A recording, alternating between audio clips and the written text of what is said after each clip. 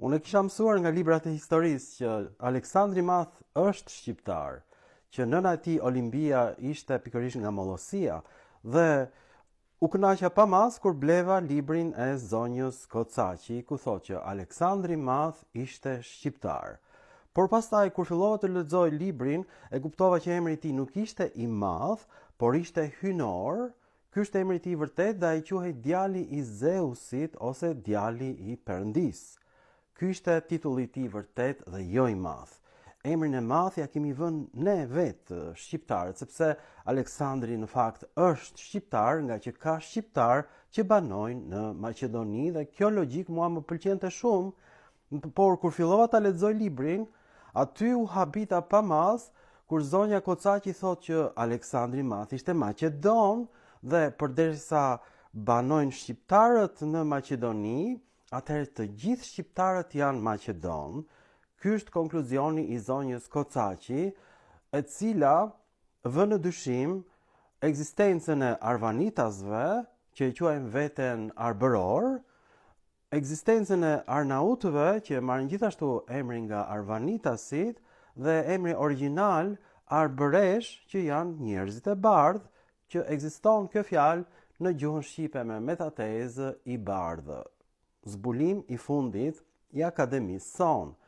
Pra, ne jemi njerëzit e bardhë dhe sot rezultoi nga libri i Eleni Kocaqit që ne jemi Maqedonë dhe unë mbeta komplet pa frymë, i habitur sepse në të gjithë librat e saj ajo ka thënë që ne jemi Trojano Dardan dhe njëkohësisht Pellazg.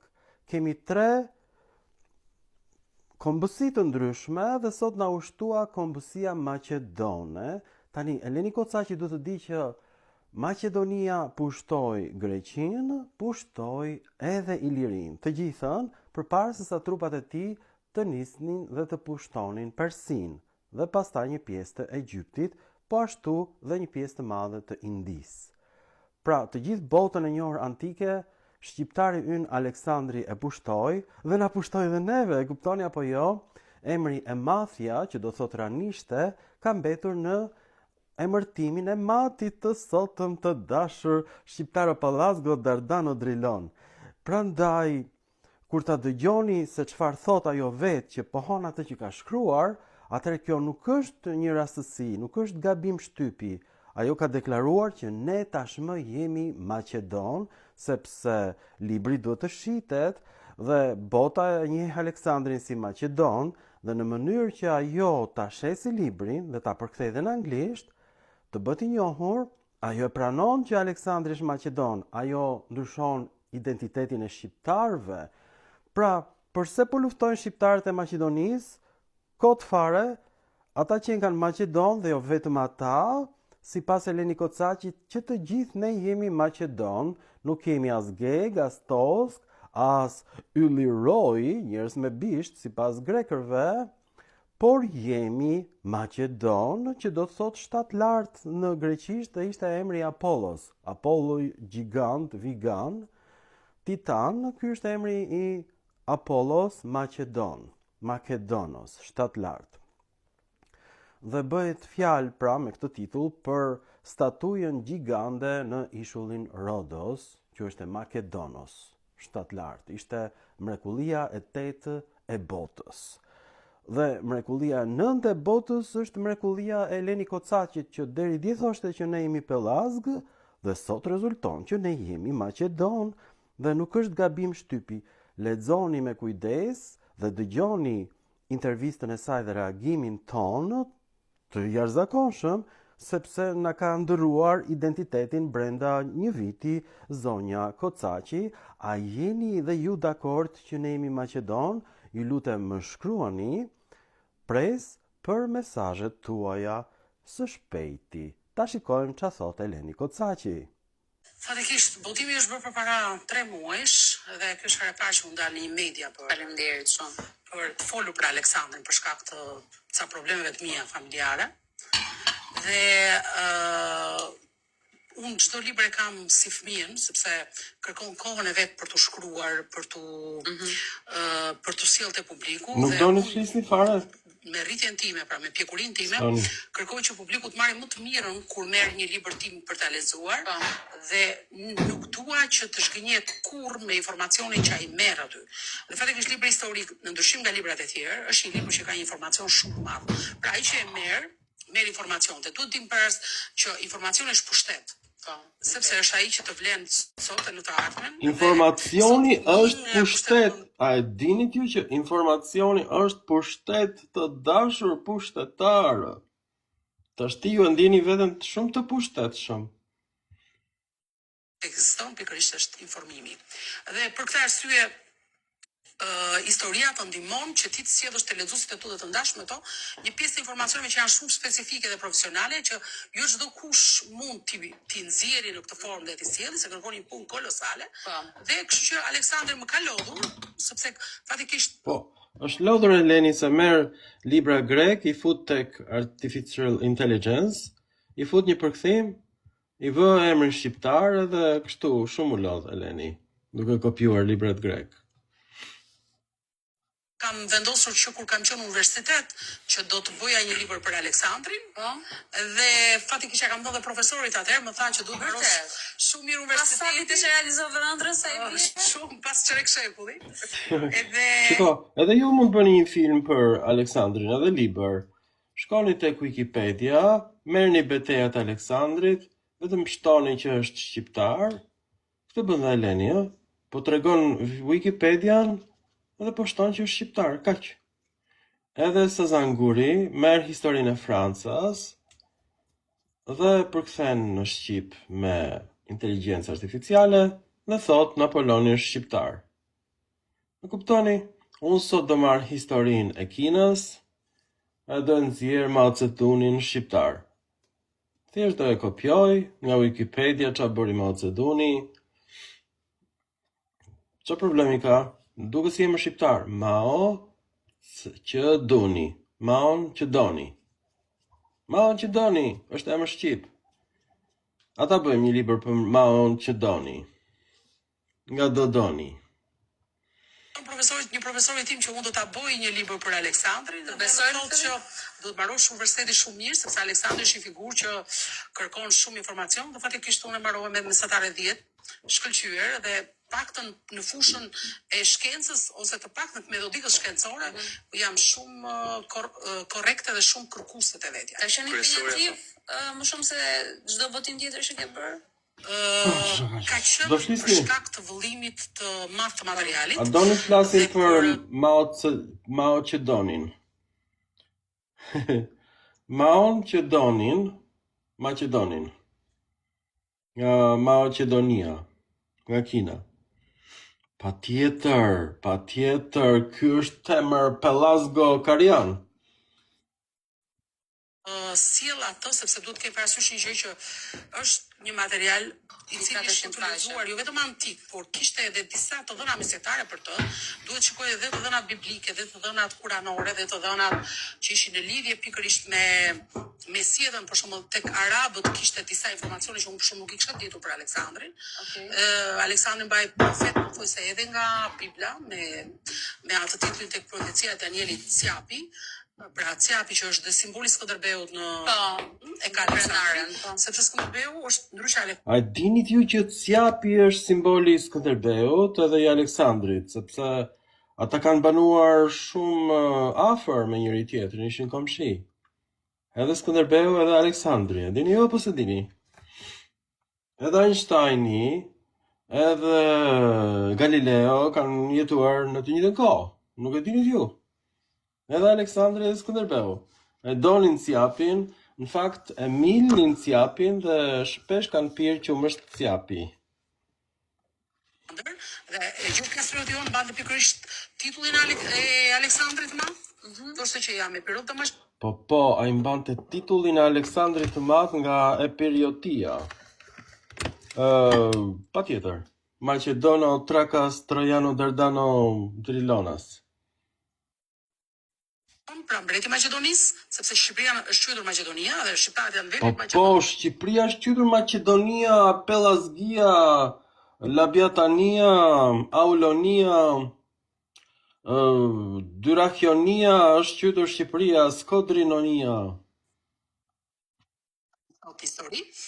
Tjerët janë Maqedon Falco, siç është ndodhur në gjithë Po, këtë Ballkan. që të gjithë janë Maqedon Falco. Edhe Gjermanët janë Maqedon Falco dhe francezët Maqedonas Falco janë, ashtu është, edhe italianët. Që të gjithë Maqedonas Falco. Unë se dija që ne jemi Maqedonas. Wow, sa bukur, emër shqip. Maqedon. A e don Maqen? Macën. E don Macën? A e doni Macen? Macedoni, a e doni Macen? Edhe Mao Zedoni ka kuptimin Mao Zedoni, Macedon, në dodon. A e don në dodon apo se don? Në rrjen me njëri tjetrin, por që realisht zien e rrjen për figurat e shqiptarëve, për historinë e shqiptarëve dhe shqiptarët vetëm 5 herë. Po ne kemi të mirë. Shqiptarët të bëjnë se hir, ne na morën në Macedonin, e Maces që e don Macen, Macedon, a e don Macen mor, apo Macedonin, a e don Dunin apo Donin, ka e do ti Macedonin. Një dhënë kuranore për ato, që jepet jo vetëm aty, por jepet edhe në disa që janë librat e profetëve islam ose të besjetës. Aleksandri ka dalë dhe në librat e profetëve islam. Nuk e dinit ju që muslimanët i këndojnë atij Aleksandrit? Nuk e dinit ju? Ata falen 3 herë në ditë për Aleksandrin, bien në gjunjë. Pikërisht.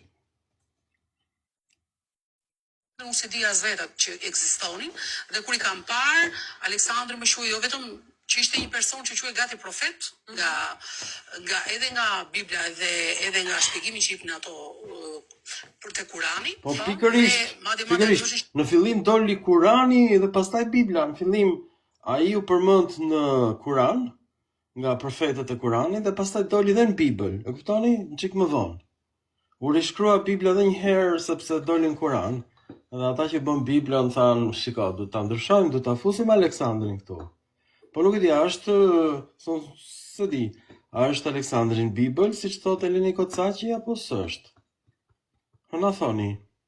Unë se dija që Aleksandri që ka në Bibël, edhe në Kuran.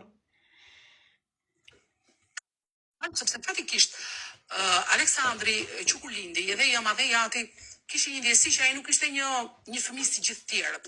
Kam parë ëndra shumë të bukura në lindjen e tij etj. Dhe madje thot Plutarku, në momentin që ka lindur ishin 2 shqiponja, thot. Njëra që shikonte. Ishin 2 shqiponja, dy shqiponja kur lindi Aleksandri. Njëra shikonte Çakër Majtas, tjetra shikonte Çakër Djathtas. E prandaj na thoni Liroi, që ka kuptimin sy Çakër, nga këto pra 2 shqiponjat e Aleksandrit, ta them unë, jam i bindur. Kjo është arsyeja. Dhe tjetra që shikon të në Perëndim. Dhe flamuri ynë që shikon në lindje dhe në Perëndim, pikërisht lidhen gjithashtu edhe me Aleksandrin e Madh, sepse simboli i Aleksandrit të Madh është më shumë shqiponja se sa dielli që thon këta.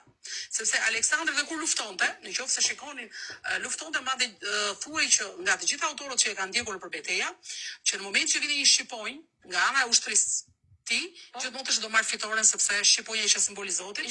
Shiko, sa herë që vinte në shqiponjë, në betejë dhe kishte shumë shqiponja, ndiqnin Aleksandrin si puna e qenve, nga qielli, këto shqiponja qenë me flatra të zbutura, ndiqnin Aleksandrin dhe Aleksandri e dinte që po doli shqiponja, ai do e fitonte betejën, kështu thot Eleni Kocaqi, shqiponjat shfaqeshin krejt papritur.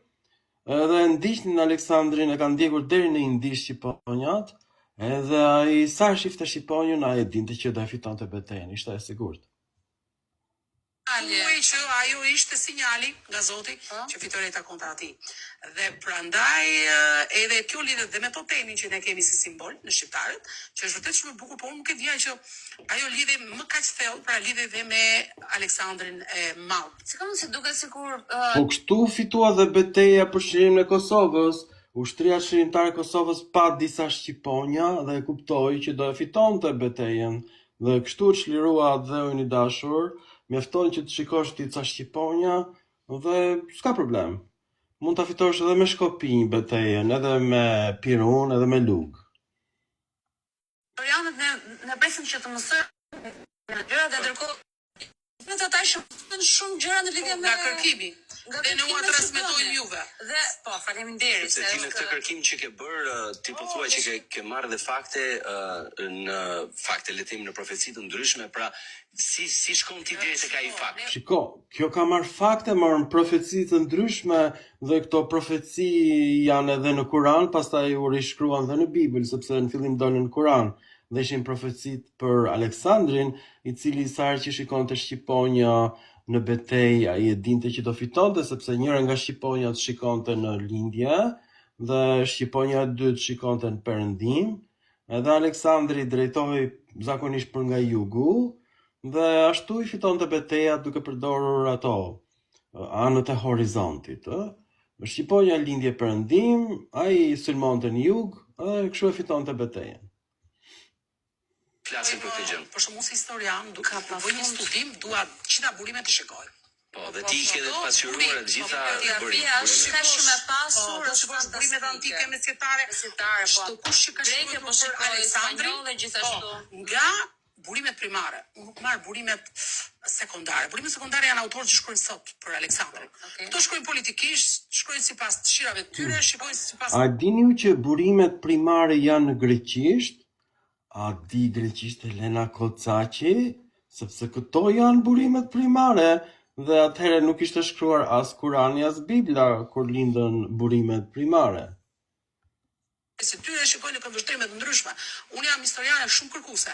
Unë dua të citoj burimin primar. Më intereson mua është opinion historik ajo që mund të dikush për Aleksandrin sot, për shembull që dalin bëj film Aleksandri, për shembull ishte kështu apo ishte ashtu. Aleksandri s'ka qenë fare. Shikon, gati të bëj filma për Aleksandrin. Çfarë thot kjo? Është fjali pa kuptim.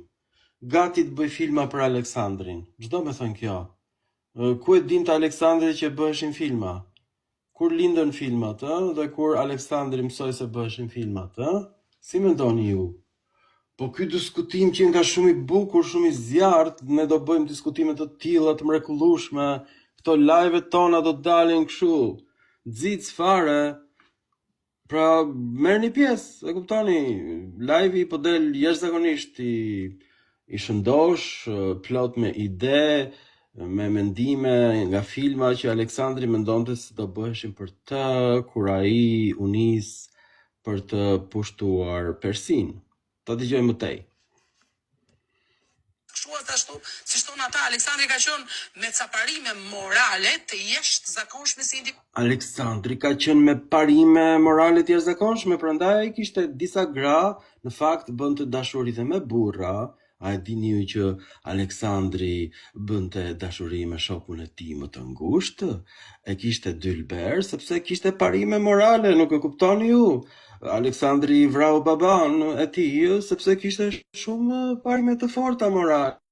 Dogji Persepolis, kryeqytetin e Persisë, është krumboi sepse ai kishte shumë parime të larta morale ky Aleksandri, prandaj edhe Kurani ka shkruar për të, siç e pat, edhe vetë Aleksandri e dinte që do bëheshin filma për të në të ardhmen. E kuptoni?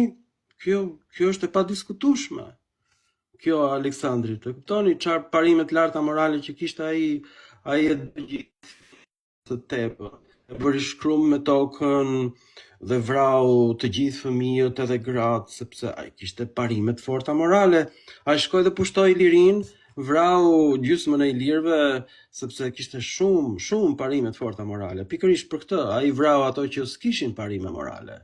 Ai e pastroi Ilirin nga shqiptarët. Nuk e di çka ka bërë. Na duhet një Aleksandër që të na pastroj vendin ton, sepse kemi probleme me ato standardet morale.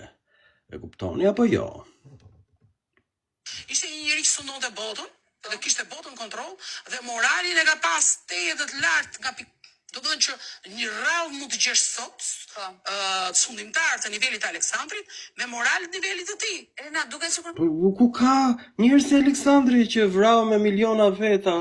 Ku ka njerëz të tillë kaq të moralshëm sot? Ku ke parë? Ma gjeti mu një njeri me kaq shumë moral.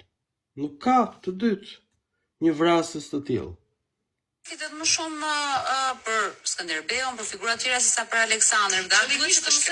Qëllimisht, pra, a duhet të mësojmë më tepër rreth historisë duke nisur nga Aleksandri? E kanë lënë vetëm shqiptarëve vetëm nga Skënderbeu dhe këtej, për të hequr pikërisht figurat më të mëdha që kanë nga Skënderbeu e tutja. Sepse duan ta kufizojnë historinë e Shqipërisë Po, këtej. ne duam ta kufizojmë historinë e Shqipërisë, prandaj ne flasim për Skënderbeun. Ne duhet ta lejmë fare Skënderbeun me nënën e tij serbe, edhe me motrat e tij serbe dhe vllajën e tij serb. Ne duhet ta lejmë Skënderbeun, ne duhet merremi vetëm me Aleksandrin që fliste vetëm greqisht, e kuptoni apo jo? Ç'na duhet në serbisht ja? Mire ka kjo.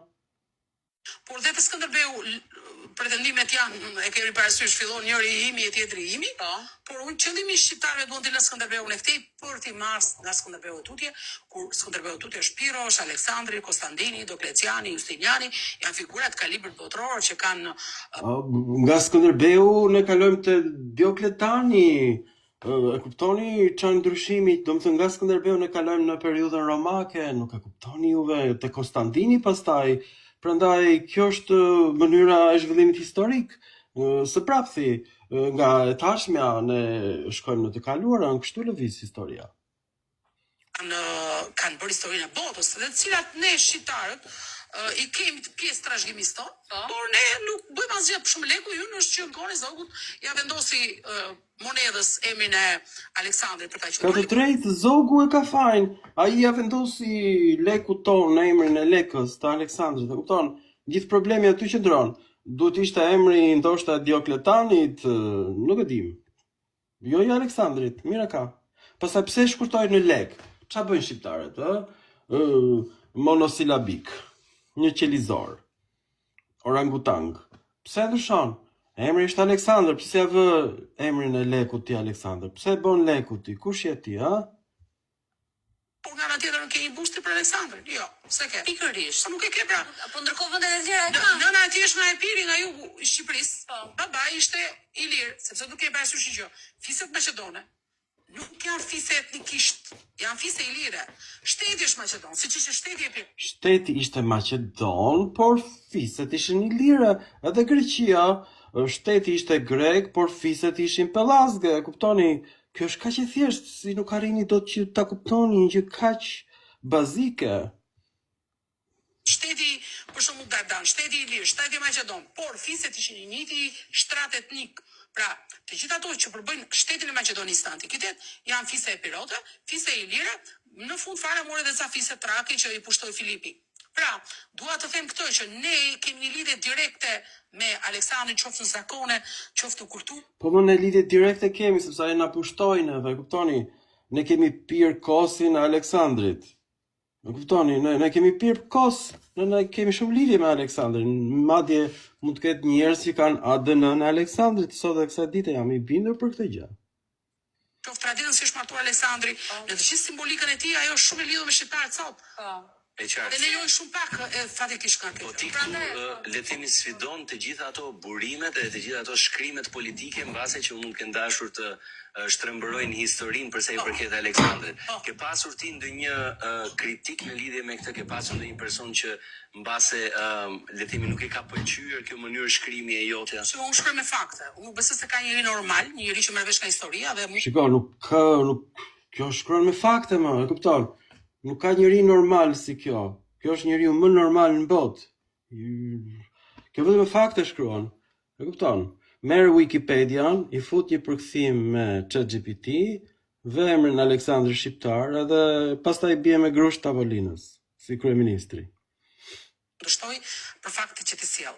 Ata që bëjnë kritika janë opinione historike të personave që nuk marrin vesh fare nga historia dhe që bëjnë kritika politike, jo geopolitike për interesat e tyre, por nuk bëjnë kritika historike, se unë jam profesioniste, që të bësh kritik për një profesionist do të jesh vetë profesionist, duhet të jesh vetë i fushës, do të ke shkruash ti vetë për atë fushë, dhe pastaj pasi ti je një atë fushë, ti mund të bësh, sepse ne jo çdo fushë jo historiane. Po gjithsesi mund të kërkojmë një bashkëpunim ndoshta për të folur dhe për ta njohur më shumë si Shiko. tash personalisht të paktën në kaq vite edhe si Shiko, Elena nuk kërkon bashkëpunim, ajo është ka që zonja sa që lexon vetë Wikipedian, i fut një përkthim me ChatGPT dhe që duhet asaj bashkëpunimi juaj, ajo do vetëm që ju ta bleni librin dhe kaq, kjo është detyra juaj. shqiptare e shikoi të cunguar informacionin për Aleksandrin. Është e qëllimshme që nuk jepet informacioni i tillë, unë mendoj sepse kjo është politike, sepse me që Maqedoninë e kërkojnë dy shtete, pra njëra me ku ka dhe shqiptar, ku ka dhe slav, dhe një tjetër ku ka edhe shqiptar, Greqia, por edhe azjatik të ardhur në 23-shin, unë mendoj se shtrati i shqiptarëve të dy shtetet mund ta pretendojë Aleksandrin, ndërsa slavët duhet vërtetojnë shpirtin kanë me Aleksandrin, që Aleksandri ata kanë ardhur në aty 1000 vjet pas vdekjes së Aleksandrit, por edhe grekët duhet të vërtetojnë njëherë ç'lidhje kanë, sepse një pjesë e grekëve sosën kanë ardhur nga Azia në 123-shin. Pra duhet të them këtë që ne etnikisht jemi shumë të lidhur me Aleksandrin. Po nuk e dini ju që grekët kanë ardhur në vitin 1923 nga Azia, atëherë kush i përzuri arbreshët në shekullin e 15? Çfarë ishin ata, ha? Ikën vetë arbreshët nga Greqia, me siguri ka qenë ndonjë thatësire e madhe ose ndonjë përmbytje, dhe arbreshët u larguan vetë, sepse kush largohet nga dheu, kuptoni, nga Morea, pse do largoheshin ata? Po aty s'ka patur grek, po arbreshët nuk e duronin dot vapën në Greqi dhe shkuan në Itali, ishte klimë më e mirë. Se çdo kusht tjetër. Pasandaj ka shtete që pretendojnë, po mua nuk më pëlqen fare që Aleksandri trajtohet vetëm politikisht. Ka një luftë të madhe në rrjet midis të dy midis popullsive këtu në Ballkan, por edhe më gjerë për ta përvetësuar, për thënë shijimi është hyti etj. Edhe ka një lloj krenarie për ta pasur figura më e fortë botërore. Pra Aleksandri i Madh mbahet sot si njeriu më i madh që ka nxjerrë deri më sot planetin. Pra të bëhet gjithë kjo luftë për Aleksandrin. Shiko, Aleksandri mbahet si njeriu që ka nxjerr planetin, nuk e kuptoni ju, nuk e ka nxjerr Maqedonia. Ky është njeriu i planetit. Edhe planeti shqiptar është, pra edhe planeti na përket neve të gjithëve, nuk e kuptoni ju. Madje nesër edhe Jupiteri do na përkasi nesër, po planeti është joni. Është një figurë për masave historike të niveleve që shkoi gati hyjnore dhe njerëzore. Aleksandri është midis hyjnores dhe njerëzores, pra nuk ka qenë njëri do si do, sepse ai e ndjente edhe vetë që thoshte unë jam me një mision, dhe prandaj ku dhe një moshë aq të re. Që unë jam me një mision. Ai ishte me një mision, prandaj vdiqja që i ri, e kuptoni? Ky ishte misioni i tij që të vdiste. Në fakt, ai u bë vet vullnetar ta pinte verën me helm. E kuptoni? Se ky ishte misioni i tij. Ti kthente këmbët nga dielli. Misioni im ishte për shembull Aleksandri lufton shumë për drejtësi dhe lavdi. Nuk ishte shumë i dhënë pasarit. Ushtria ishte shumë e dhënë pasarit. Ai i pasuroi shumë ata. Edhe po të shikosh me brendësi aty, unë mendoj se në fund fare ishin elementë ushtrisë të etnisë tij, të cilët e vranë Aleksandrin për pushtet, sepse u grumulloi një sasi e madhe ari.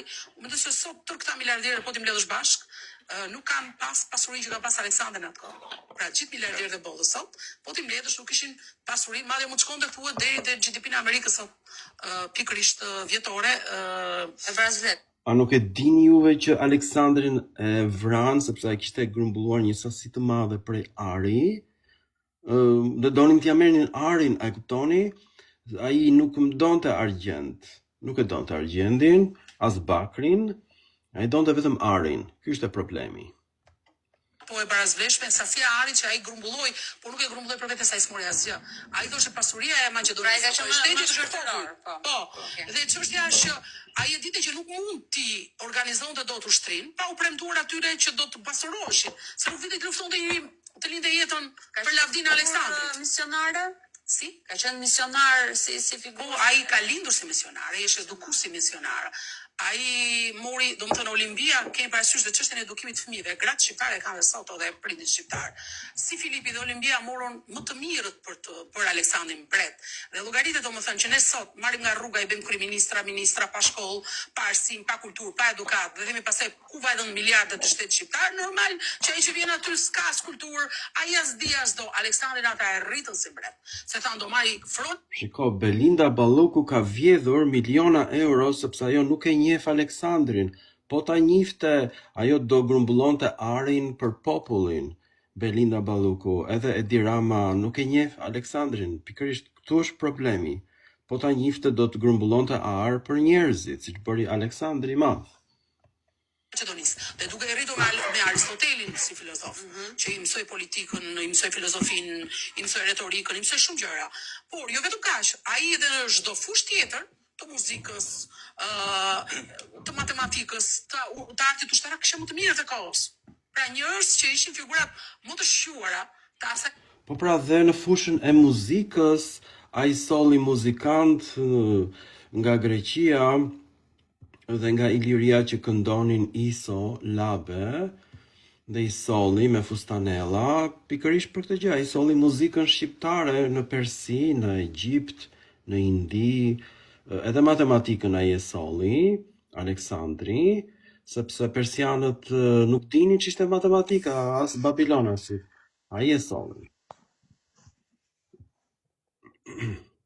E solli nga Shqipëria, e kuptoni?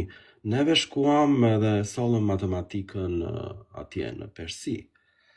Ky ishte misioni i Aleksandrit që të çonte matematikanët shqiptar dhe muzikantët që këndonin Iso Labe në Persi me fustanella. Po? Ta dëgjojmë më tej këto mrekullitë e kësajt. Doni të thoni ndonjë gjë?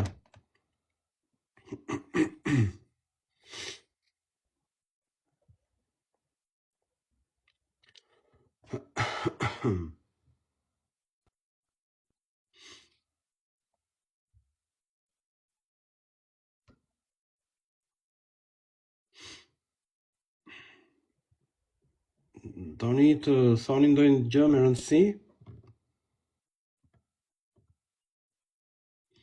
Ta dëgjojmë. të antikitetit, ai kishte mësues personal. Dhe normal që Aleksandri do bëj i madh. Pastaj Aleksandri u rrit dhe u lind me lavdi në prizmin që ai ishte pikërisht pasardhës i dinastisë epirote, që rrithte nga Andromaka e Hektorit Dardan, po. Andromaka Frige, po që dhe Frige ishte Ai rrithte nga Andromaka e Hektorit Trojano Dardan, po në fakt ishte Frigase që i bijet ishte nga Epiri, sepse Epiri që është e Frigia dikur, e pastaj u bë Epir, e kuptoni? Kjo është e gjithë historia, Andromaka, aty ishte thelbi. Ilire dhe Piro Neoptolemi dhe gjithashtu u rrit dhe me idenë për shkakun që e dinastisë maqedone, pra u rrit që ishte i madh edhe nga Shiko, Aleksandri u rrit nga që ishte i madh, nuk e kuptoni? Ai u rrit sepse ishte i madh dhe nuk kishte pse të zmadhohej, prandaj u rrit. Kjo është e gjitha. Aleksandri u rrit sepse ishte i madh. Nuk e kuptoni ju? Kaq pak tru keni, tallash keni. ardhes së tij. E qartë. Kështu që ato e rritën për ta bërë të madh. Elena, kush Aha, mund të ata e rritën për ta bërë të madh, sepse në fillim tha që ky ishte i madh, prandaj u rrit, por ata e rritën për ta bërë edhe më të madh. Se ky i madh ishte, që kur lindi, ishte shumë i madh, si palloshi ynë. më i bukur mbase që mund të kesh marrë nga dikush që ta ka lexuar librin gjatë kësaj periudhe? Fatikisht unë jam herë parë që dalë media për librin, pas këtij libri për shkak të atyre që thash. Por ata që e kanë parë librin dhe që më kanë shkruar kanë Nga qenë rrethet e tua, po, flasim. janë disa që janë të fushës. Nuk du me burse, shiko, autori është Jo, jemi po, dhe Si tregoj modeste. Absolutisht, sepse tregohesh modeste, unë prandaj po të pyes, komenti Por që që ka ato që e bërë. kanë lexuar thonë është ndoshta punimet më të mira që janë për Aleksandrin sot. Dhe unë mendoj se duhet përkthyer edhe në anglisht në të ardhmen, sepse fatikisht unë kam trajtuar dhe një pjesë në fillim të librit. Ore, qa prisni ju? Pse nuk e përktheni veprën e Kocaqit në anglisht, ore? Qa bëni ju, më? Gjithë bota do ta di që Aleksandri ishte Dordano, Trajano, Labiatan, gjithë bota po pret. Qa po bëni ju? Pse nuk po e përktheni, ja? Ku jeni ju? Me kë lidhen Maqedonët antik, sepse ka një luftë e jashtëzakonshme për këtë. Kam sqaruar këtë pjesë, pra që lidhet me shqiptarët, se vetëm shqiptarët quhen Maqedon, nuk quhet askush tjetër. Tjerat janë Ua, po vetëm shqiptarët më quhen Maqedon, nuk e dini ju? Maqedonët nuk quheshin Maqedon, sepse shqiptarët quheshin Maqedon, kështu që Maqedonët do të ishin jo Maqedon. Se kuptoni ka gjë, ku e keni trurin e vogël ju? gënjeshtra mashtrime, se burimet historike të vetmi etni sot Ballkan që i quhen Maqedon, që nga antikiteti janë shqiptarët, dhe e kam sqaruar këtë Një pjesë. sekond, po kjo deri ditha që ne jemi pellazg, tash i dole Maqedonë. Po çfarë të gjyshes mo? E kuptoni apo jo? Pellazgo, Labiatano, Dardan, Trojano, Dyrachion, Labiatan, Aulon, Lisiatan, Skodrinon. E kuptoni? Antigonon. Ja pra, doli nga jemi, Nuk e kuptoni ju. Ku jeni ju? Burime antike, me burime mesetare, me burimet mesetare të autorëve shqiptar, burimet perëndimore, pra është një pjesë e gjatë që flet për këtë gjë. Pra, Unë kam parë Aleksandrin Macedonasit janë shqiptarë. Hynor, po. Kam parë Aleksandrin Hynor, pra lidhjen me Biblën me Kur'an. Doni të flisni për Aleksandrin Hynor.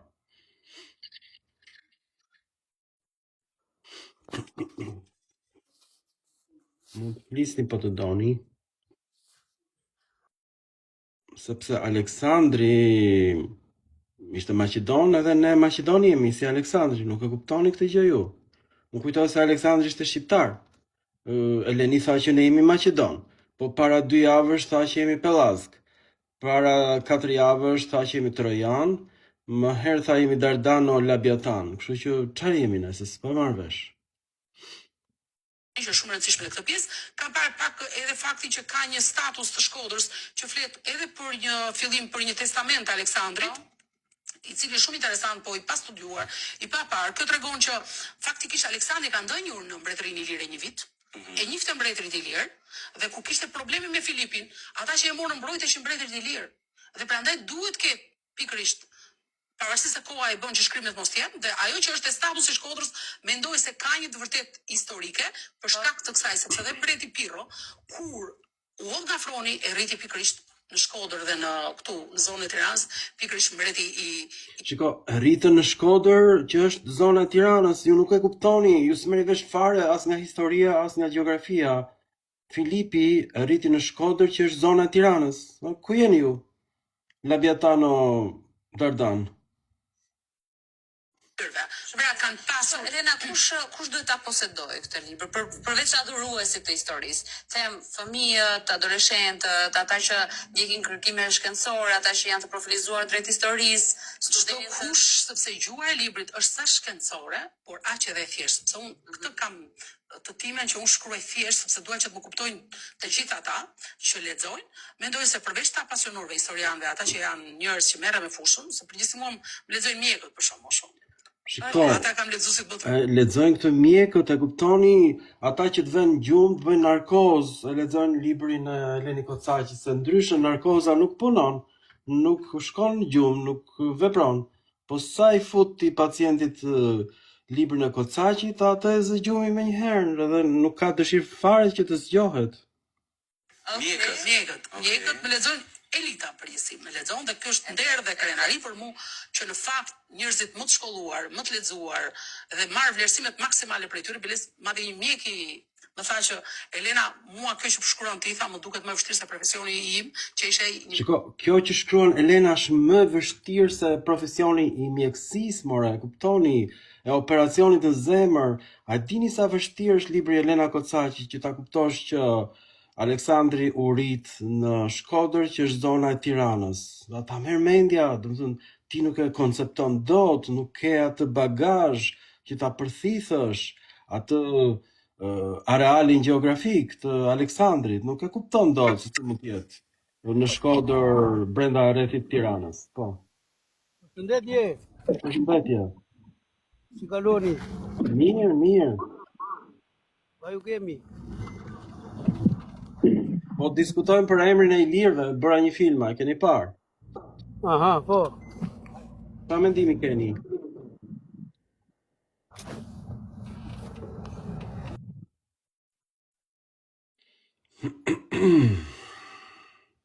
por sëmundjet kanceroze.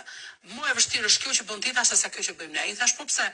Absolutisht. Unë më duhet isha mendjen shumë të madhe për të marrë përqendrimin, po imagjinoj përqendrimi im për ta shkruar atë sa i madh do të jetë dhe ti të njohësh komplet burimin, ti krahasosh, dalë se ky burim e kundërshton, pse e kundërshton kush, ky tjetri, se ti do ta bësh vetë gjithë. Pra është, unë mendoj se ka si të lindur. Sa volum të dashur ti të lexosh për këtë gjë. Nuk të bësh dot. Gjoni Elenën, le çfarë thon. Ai nuk diskutohet. Njeriu lind, 20% bëhesh në ambient ku të rrethohesh. Po ti lind moj ti, e kupton, vetëm 20% bëhesh, po ti lind. A e kupton? Në fillim do të lindësh edhe pastaj bësh 20%. Kjo është e gjitha, 20%, jo më tepër. 80% është tallash.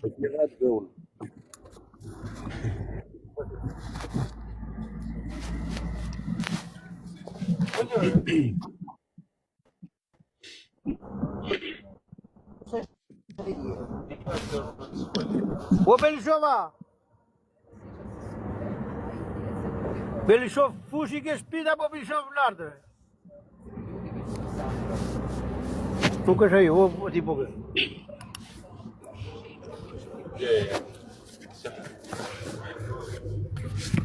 Ste atacameu. Mas tem. O amigu na Belishova! Belchovar!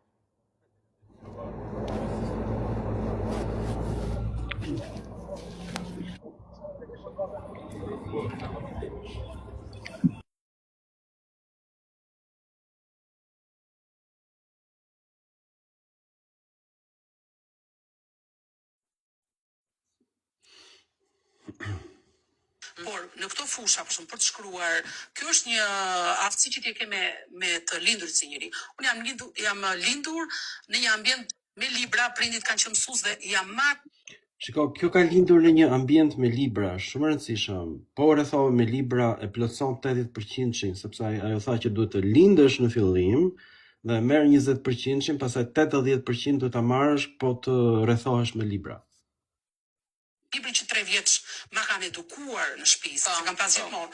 Dhe normal që jam brenda fushës ku unë jam rrit. Ajo është edukuar që në moshën 3 vjeç, siç e dëgjuat me veprat e Aleksandrit të Madh dhe qysh atëherë që në moshën 3 vjeçare ajo ka dashur ta shkruaj librin për Aleksandrin, nuk e kuptoni ju?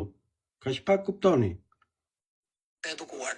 Patjetër, shumë komplimenta. Ti e the edhe në fillim që ndoshta pak e vonuar kjo dalja jote për shkak të asaj se çfarë ka ndodhur në familjen tënde. Po, pra pata humbjes së babait tënd dhe shprehim ngushëllime shumë sinqerta. Shumë. Pra, të dashur shqiptar, sot e mësuat që ju jeni Maqedon, ju deri dje Eleni Kocaqi ka thënë që jeni Pellazg, ndryshoi komplet në 180 gradë emri ynë, sot është Maqedon, dikur ka qenë fisi Dardan, dhe tashti më vonë u bë Labiatan, pastaj u bë Skodrinon, më vonë u bë Lisiatan, tashti e Maqedon. Në rregull. Unë them që ky live, ky emision i drejt për drejt arriti një sukses të jashtëzakonshëm. Sot mësuam që ne jemi Maqedon, sa unë kujtoja se ajo thoshte që Aleksandri është shqiptar, po pas kam qenë i gabuar, ajo ka deklaruar që ne jemi Maqedonë dhe kjo është një gjë shumë e rëndësishme, shumë e bukur. Dhe unë kam mësuar sot për një identitet komplet tjetër që nuk e prisja dhe ju përshëndes të gjithë shqiptarëve kudo që jeni në botë të dashur Maqedon. Unë nuk e dija që ju flisni maqedonisht, atëhere ju lutem shkoni në ndonjë film Maqedon dhe po e kuptuat filmin Maqedon me gjuhën maqedone, atëhere ju jeni Maqedon. Po përderisa Eleni Kocaqi thotë që ju jeni Maqedon, atëherë dhe unë duhet ta marr si të tillë. Ju faleminderit për vëmendjen dhe mirupafshim në filma të tjerë shkencor.